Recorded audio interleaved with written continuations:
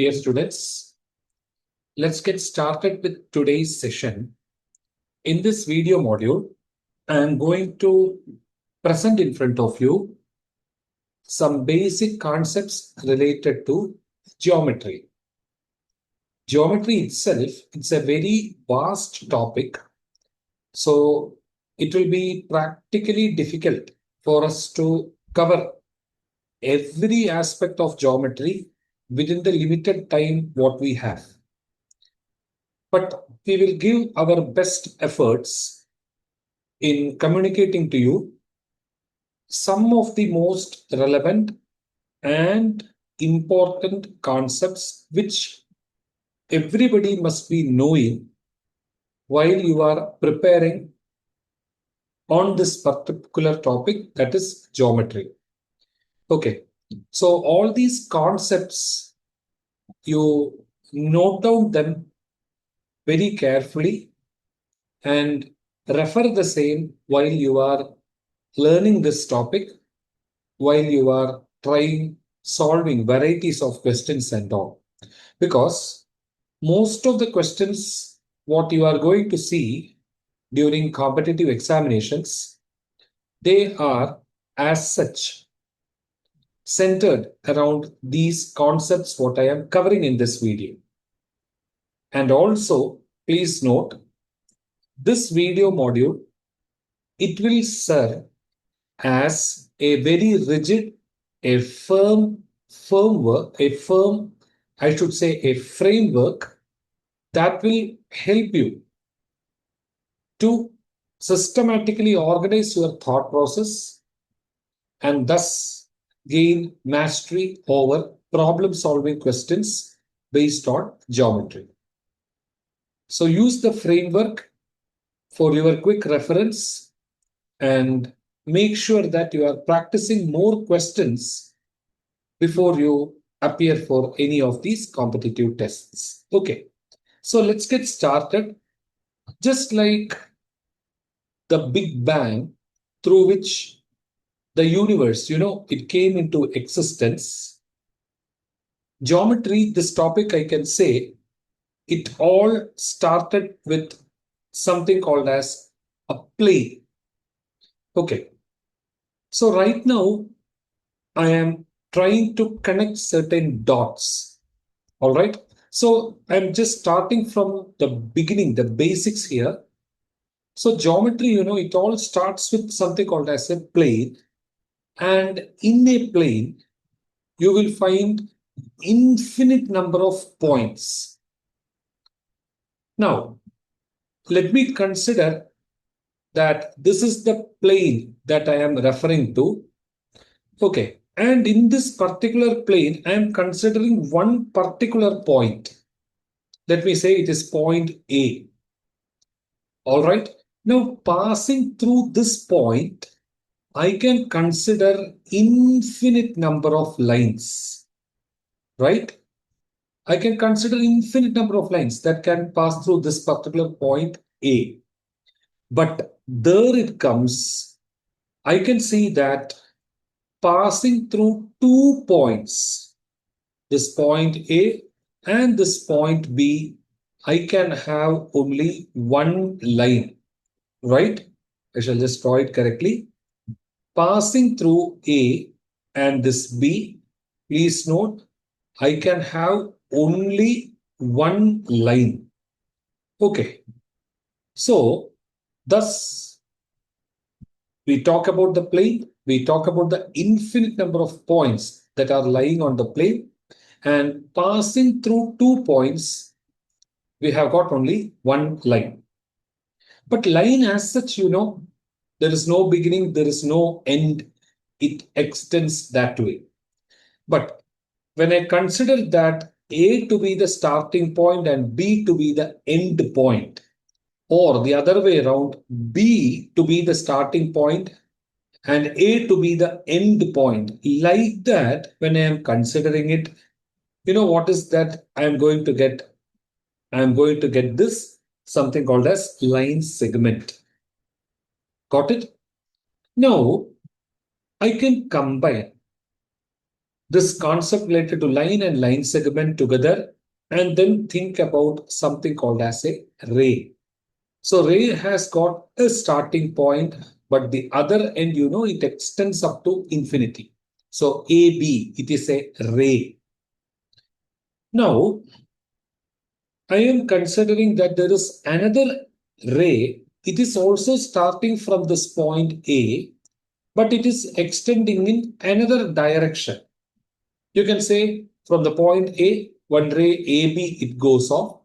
From the same point A, another ray starts AC, that is going in another direction. Now you can see that these two rays, they are inclined to each other or inclined with each other. So I can see that there is something called as a measure of inclination between the two rays. Okay, which I generally represent it using alpha, beta, theta, and all. And yes, I'm talking about angles. Okay, so thus angles, it comes into existence. Now, the moment I talk about angles, how can we forget about triangles? Okay, so we can consider that a triangle, it is a polygon with three vertices and three internal angles, I should say. Now, this angle itself, when I consider, I can think about acute angle, I can think about obtuse angle, I can think about right angle, right? So now you can see up to ray, I can think about only one aspect. But when it comes to angle, now I can see that there are more roots that are actually starting off. So acute angle, obtuse angle, right angle, I can think about it. Okay. Now just see triangle when I consider, I can think about scalene triangle. I can think about isosceles triangle. I can think about equilateral triangle. I can think about acute triangle. I can think about right triangle. I can think about obtuse triangle, right? So likewise, the segregation starts to come. Now, from triangle, we can now think about what? Here I'm talking about a polygon with three sides, right? Now, why can't I think about a polygon with four sides? That, yes, I call it as a quadrilateral. Quadrilateral, when I say, I can think about square, I can think about a rectangle. I can think about a parallelogram. Then I can think about a rhombus. I can think about a trapezium. I can go back to my childhood days and think about the days when I flew a kite. They are all quadrilaterals, right? Now, as I started learning more and more geometry, then I considered something called as a cyclic quadrilateral. So all these geometrical figures that I have just mentioned, they have got their own properties. Okay, so that's what we are going to learn. Okay, now from quadrilateral, I can slowly move to a five-sided geometrical figure, a pentagon, a hexagon. Why can't I think about a septagon, octagon, nonagon, decagon? Like that, as I keep increasing the number of sides associated with the polygon, eventually, I can think about circle, right? So these are, I'm connecting the dots. Like I said, these are the geometrical, I should say, aspects that we are going to consider in this journey. Now, when I am considering this circle, just look at this. When I'm considering about when I'm talking about, I can think about tangents. I can think about secants, right? Like that. I can think about the distance of separation between the two radii. I can think about it. I can think about inscribing these polygons inside the circle. Okay, I can think about circumscribing a triangle with another circle, right? We call it as the circumcircle, in circle. So the collaboration between these polygons and this circle, I can think about. Okay, that makes this subject really interesting, right? And in this geometry, we are mainly focusing on measurement of angles, measurement of the lengths, measurement of the distances between 2 points, all linear or one-dimensional aspects. Now, the moment I switch to two dimensions, There I will be talking about areas of these geometrical figures. For example, area of a square, it is, if the side it is A, I shall just draw and show you. If the side, side of a square, it is A. I can say the perimeter, it is equal to 4 times A. Area, it is equal to A into A square, right? So two-dimensional, I will be talking about areas. What about three-dimensional? When I go three-dimension, then I will be talking about volume, right? So the mensuration, that topic that we are going to consider later, it will be talking about the two-dimensional and the three-dimensional aspects related to these geometrical figures. There we deal with solids, but everything when you consider the basic aspects, it is the basics of this geometry, the points what I have presented here. And what you are going to listen further, it is going to be the launch pad, okay, from which or through which all these other aspects that I just presented, finding the area, finding the volume, all these things, it is involved. It's going to take off from this particular hair strip, I should say. So, wishing you a good learning experience. I am now going to talk about this angles. As I told you, angle is nothing but the measure of inclination between the two rays. Now, we will be focusing on three types of angles. The acute angle, if the measurement of that inclination, if it is less than 90 degree, there we go, we have this acute angle. If the measurement of that inclination, if it is equal to, if it is greater than 90 degree, okay, if it is equal to 90 degree, it is right angle. Acute angle, theta, the measure of inclination, if it is less than 90 degree, it is acute angle. If the measure of inclination, if it is more than 90 degree, we say it is obtuse angle. If this measure of inclination, if it is equal to 90 degrees, I will say it is right angle. Okay, so depending upon the inclination that is there between the rays, see, acute angle means it will look somewhat like this. Okay, obtuse angle means, see, it will be looking somewhat like this. Right means it will be 90 degrees, as you can see. And generally, if it is right, you will be representing it with a small square kind of, a notation like what you see there. It is right. Okay, it's for right. Now, angle, the three types I have just mentioned here. Now, let us talk about complementary angles. Consider that there are two angles, alpha and beta. I will say that these two angles, alpha and beta, they are complementary to each other. When the total, it adds up to 90 degrees. If alpha plus beta, it is equal to 90 degrees, I will say that these two angles, they are complementary to each other. Okay. So please note, somewhere, if they say two angles alpha and beta, they are complementary to each other, understand? The total, it adds up to 90 degrees. Now, in the same way, we have something called as supplementary angles. Let's talk about two angles, alpha and beta. I say that alpha and beta, they are supplementary angles when they add up to give you 180 degrees. The total, if it is 180 degrees, I will say they are supplementary angles. Okay. Now, in the same way, we have something called as vertically opposite angles. So I am considering, say, one line, just observe here, one line that is L1, and there is another line, let me say, this is L2. So these two lines, if I consider that they intersect each other at this point, say P, and observe closely, if I say this measures alpha, I can say vertically opposite to it, this measurement also will be alpha. Because that alpha, what I have shown on the right hand side, and the alpha, what I have shown on the left hand side, they are vertically opposite to each other. So vertically opposite angles, they are equal in measurement. In the same way, you can see I can think about something called as beta here. And over here, I can think about the next beta value as well. So beta and beta, you can see, they are also vertically opposite to each other. Got it? So please note, A pair of vertically opposite angles, they are always equal to each other.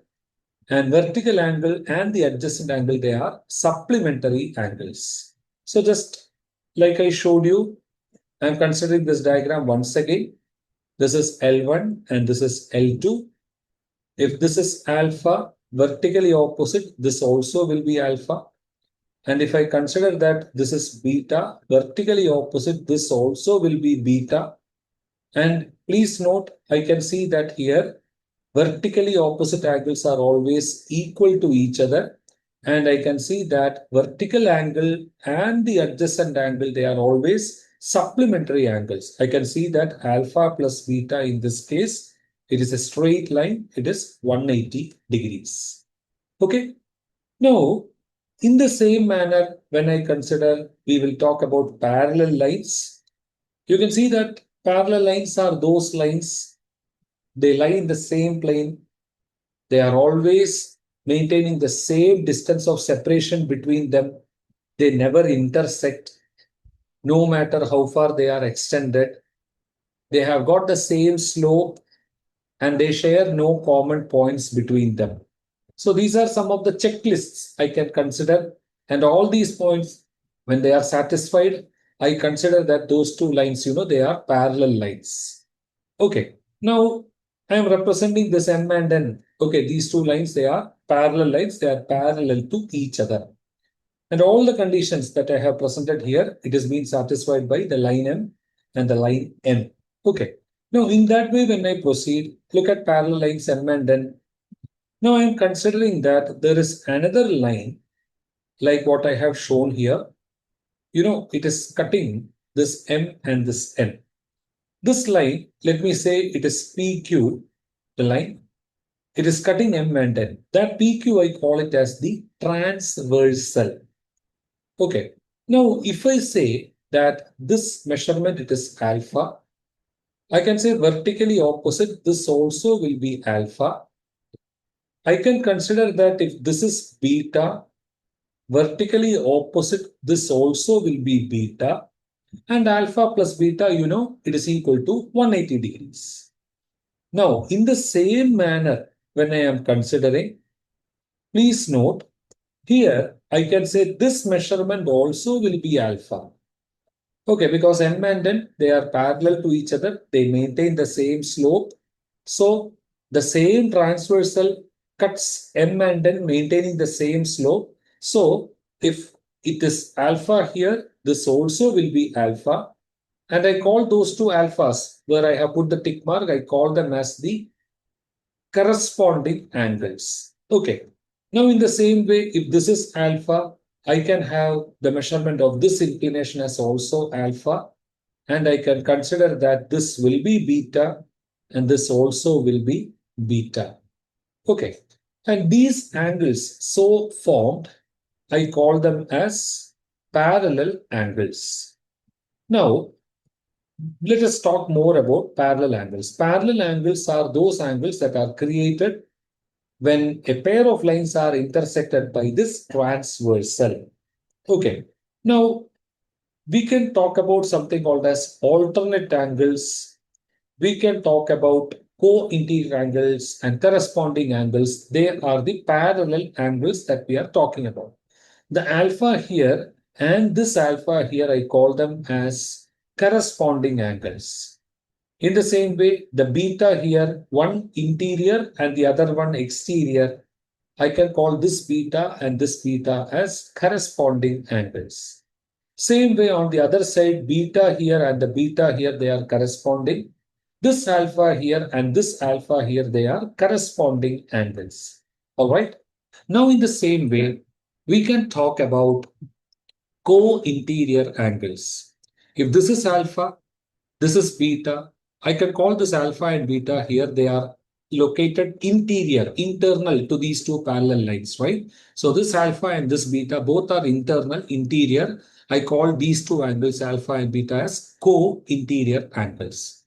In the same way, this beta and this alpha, what I am showing you, they are also co-interior angles. Okay, now look at this alpha here and look at this alpha here. They are lying on either sides of the transversal, and one on the top and one on the bottom. This alpha and this alpha, I call them as alternate angles or alternate interior angles. The measurement will be equal. In the same way, if this is beta, this also will be beta. I can say they are also alternate interior angles or alternate angles. You can see one beta on one side of the transversal on the top. The other beta, it is on the other side of the transversal, that's at the bottom. The measurement, it will be the same.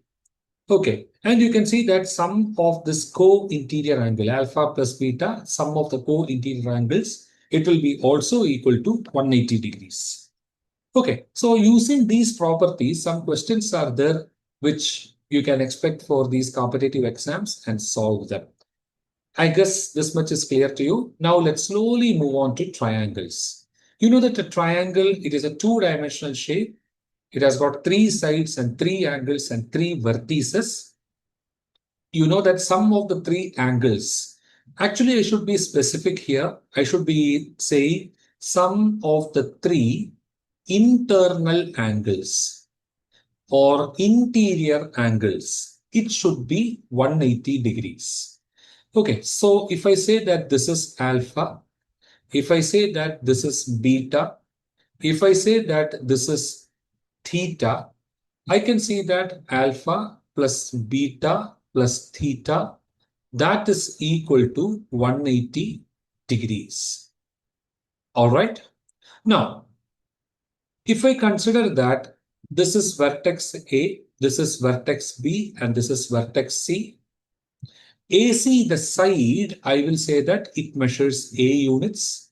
AC, the side, I should say that it measures B units. Okay, so if this is vertex B, opposite to that AC comes, right? So you should be considering that this AC, it is represented using small letter B. In the same way, you see the vertex here C, right? So opposite to that, we have AB. I can see that AB, it will be measuring C units. Likewise, for BC, it will be measuring A units. This is the standard way in which you should be naming these sides and these angles. So, sum of any two sides, it will always be greater than the third side. Measurement of the length, I am saying. So, sum of the lengths of any two sides, it will always be greater than the third side. We call this as the triangle inequality, and that plays a critical role in deciding the length of the measurement of the sides under consideration. In the same way, classification of triangles, when we say triangles can be classified based on the side and also based on the angle. So based on the sides, I can say they can be classified as scalene triangle. All three sides, they measure distinct. Isosceles triangle, two sides, they measure the same. The other side, which is not equal to the two equal sides, I call it as the base. And equilateral triangle, I can say that all the three sides, they measure the same length. Now, we can say that as far as scalene triangle it is concerned, all these angles will be distinct. This is alpha, this is beta, and this will be theta. We can see that all the three angles, they are distinct. In the same way, isosceles triangle, when I am considering, you can see that the base angle, it will be the same.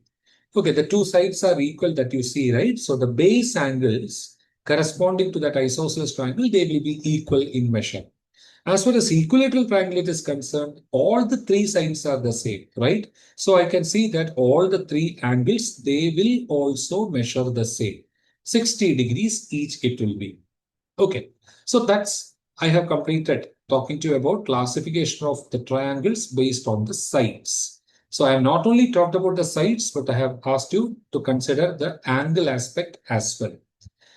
Classification of triangles by angle. When I am considering acute triangle, please be aware that all the angles, all the internal angles, okay, all the internal angles, please note their measurement. It will be less than 90 degrees. When it comes to right triangle, you can see that exactly one angle, it measures 90 degrees. And as far as an obtuse triangle is concerned, I can say exactly one angle, it will measure more than 90 degrees. Okay, so like that, we can see the types of triangles. Okay, now let's talk something more about triangles and the sides. So consider that we have got a triangle here, triangle A, triangle B, and triangle C. We can see that here, this measurement, this will be A, this will be B, and this will be C. I'm considering that A is less than B is less than C. I am presenting them in the ascending order. Now, if this triangle, when you consider if A square plus B square, if it is equal to C square, understand it is a right-angled triangle. What I have written here, it is the Pythagoras theorem. If I see that A square plus B square, if it is greater than C square, understand it will be an acute angled triangle. In the same way, if I see A square plus B square, if it is less than C square, understand it is an obtuse angled triangle. Take for example, I am considering an equilateral triangle here. Let the length of the measurement of the sides be 2 each. You know that in equilateral triangle, all these measurements, it is 60 degrees each. Okay, so we can see that here, 2 square plus 2 square, and the third side 2 square when I'm considering, definitely you can see that 2 square plus 2 square, it is greater than 2 square. So that's what I have mentioned here. Acute angle means A square plus B square, it will definitely be greater than C square.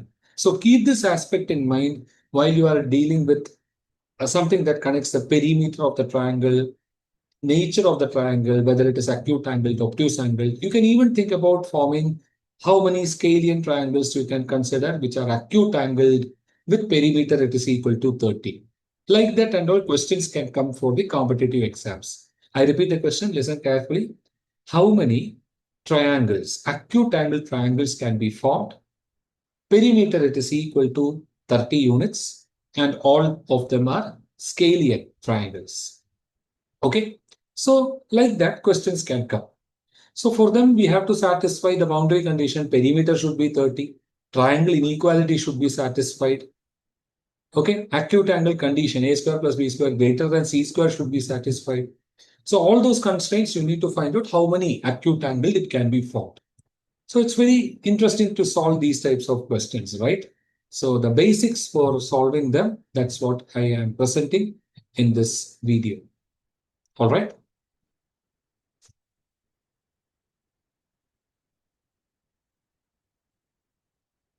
Just a second.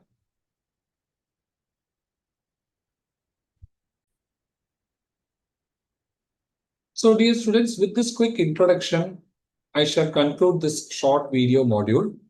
There are more inputs to follow, which I shall present it in another video. There we will talk more about what is this median, what is this, I should say, altitude, what is all about our circumcenter, incenter, all those things we will cover in a separate video module. So any queries related to the notes that I have presented here, feel free to share. Okay, thanks for watching and take care.